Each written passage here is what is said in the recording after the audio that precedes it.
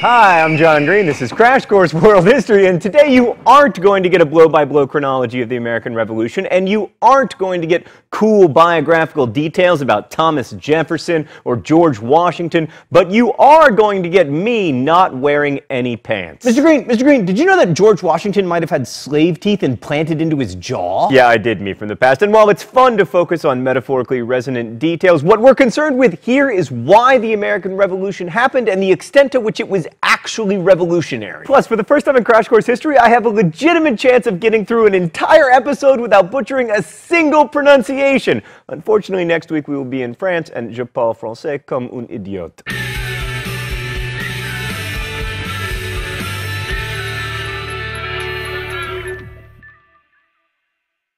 So intellectual historians might put the roots of the American Revolution earlier, but I'm going to start with the end of the 7 Years' War in 1763, which, as you will recall from last week, was 1, expensive, and 2, a victory for the British, including British subjects living in America who now had more land and therefore more money. Right, so in 1765, the British government was like, hey, since we went into this debt to get you all this new land, we trust that you won't mind if we pass the Stamp Act, in which we place a fancy stamp on your documents, newspapers, playing cards, etc., and in return, you give us money. Well, it turns out the colonists weren't so keen on this, not so much because the tax was high, but because they had no direct representation in the parliament that had levied the tax. And plus, they were cranky about the crown keeping large numbers of British troops in the colonies even after the end of the 7 Years' War. And then the British government was like, you are inadequately grateful, and the colonists were like, shut up, we hate you, and the British government was like, as long as you live under our roof, you live by our rules, and so on. But eventually, the British backed down and repealed the Stamp Act. The repeal inspired a line of commemorative teapots, thereby beginning America's storied tradition of worthless collectible ceramics. But in the end, this only emboldened the colonists when the British tried to put new taxes on the Americans in the form of the Townshend Act. These led to further protests and boycotts, and most importantly, more organization among the colonists. The protests escalated. 1770 saw the Boston Massacre, which with its sum total of 5 dead was perhaps the least massacre of all time. And in 1773, a bunch of colonists dumped about $1 million worth of tea into Boston Harbor in protest of British government decisions that actually would have made British tea cheaper. Oh, it's time for the open letter?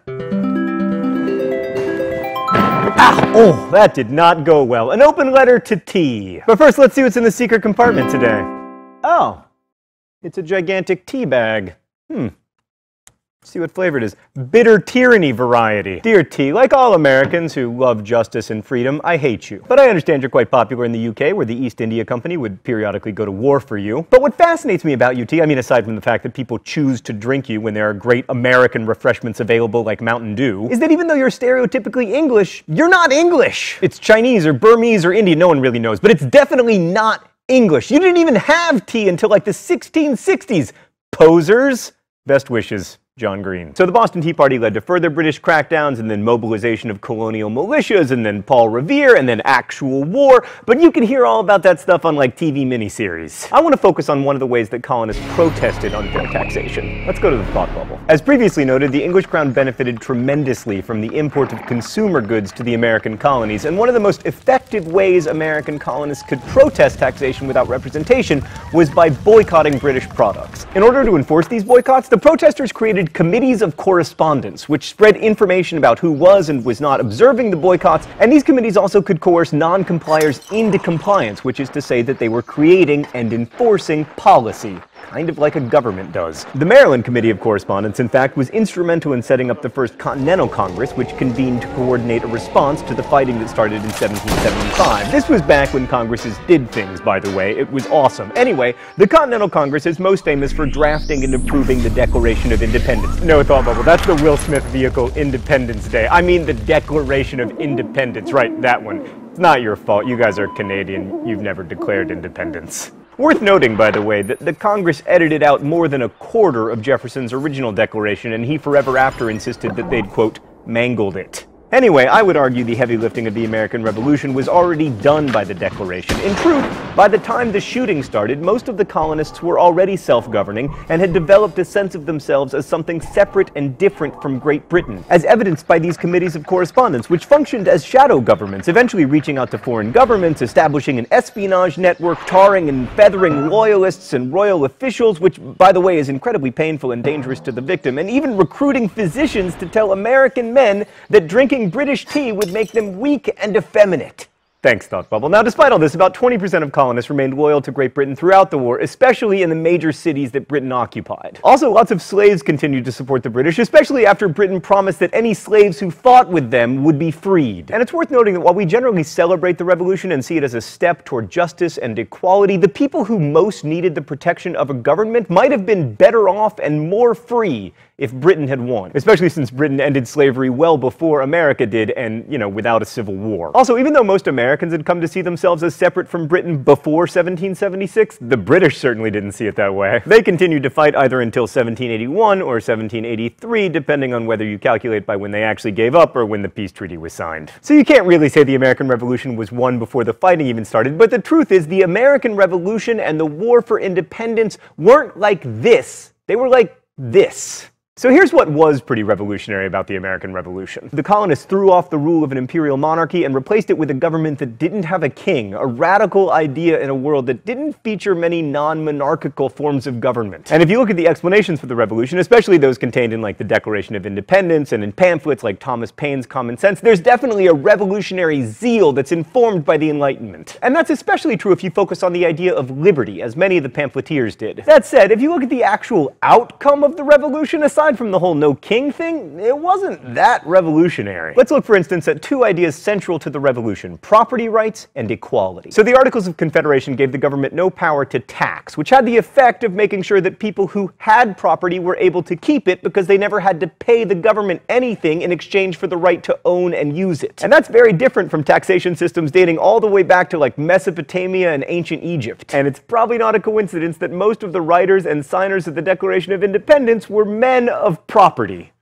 And they wanted to keep it that way. So basically, the white guys who controlled the land and its production before the American Revolution were the same white guys who controlled it after the American Revolution. And this leads us to the second and more important way that as a revolution, the American one falls a bit short. So if you've ever studied American history, you're probably familiar with the greatest line in the Declaration of Independence: "We hold these truths to be self-evident, that all men are created equal."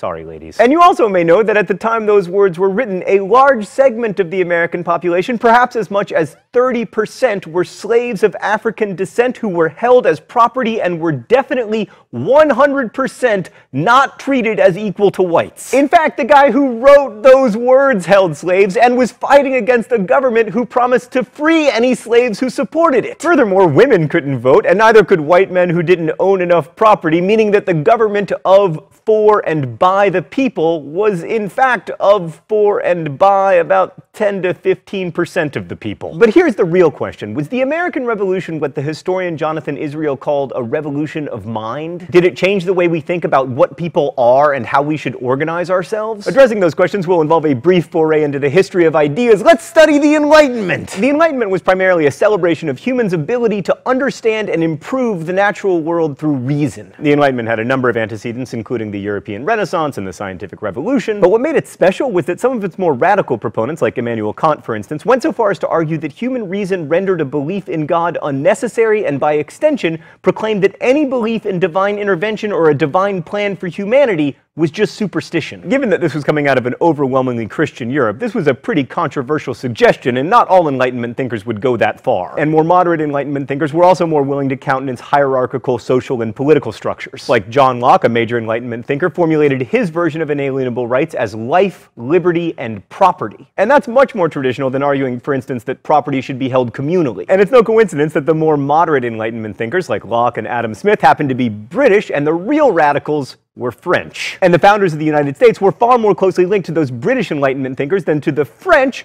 who influenced the French Revolution, which, as we will see next week, goes swimmingly. But even if the government that America's revolutionaries came up with didn't overturn privilege or tear apart the social order as the French Revolution tried to do, it did make significant changes. America made sure that there would never be a formal nobility, except for the Count of Chocula, and it recognized the equal rights of daughters and widows when it came to inheriting and possessing property. Also, it created a world in which future countesses could rehabilitate their reputations in New York. But the real seismic change was that after the Revolution, Americans came to view themselves as equal to each other. And in the context of the 18th century, slavery, that was pretty radical. Ordinary Americans came to believe that no one in a basic, down-to-earth and day-in and day-out manner was really better than anyone else. That was equality as no other nation had ever quite had it. And in the end, the ideas of the American Revolution, ideas about property and equality and representation, are still hugely important in shaping political discourse around the world, and particularly in America. And by America, I mean the United States. I'm sorry, Canadians and Mexicans and Central Americans and South Americans.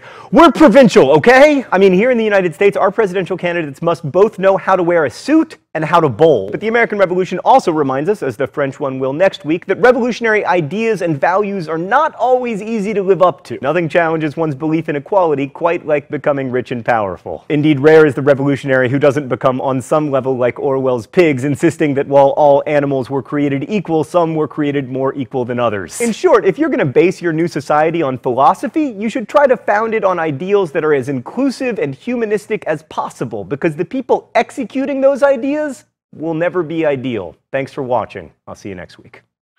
Crash Course is produced and directed by Stan Muller. Our script supervisor is Danica Johnson. The show is written by my high school history teacher Raoul Meyer and myself. Our graphics team is Thought Bubble, and we are ably interned by Meredith Danko. Last week's phrase of the week was Historian Feuds. If you want to suggest future phrases of the week or guess at this one, you can do so in comments, where you can also ask questions about today's video that will be answered by our team of historians. Thanks for watching Crash Course, and as we say in my hometown, don't forget to be awesome.